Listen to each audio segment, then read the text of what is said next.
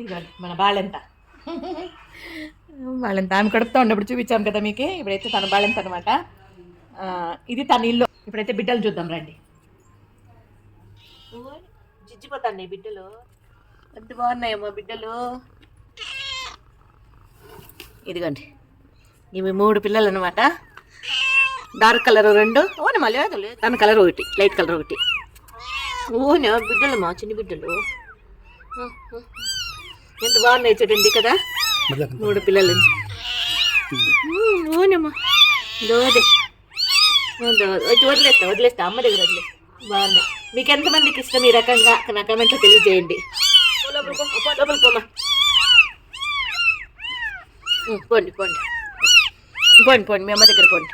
పోండి పో, మంచి దాకా పోండి.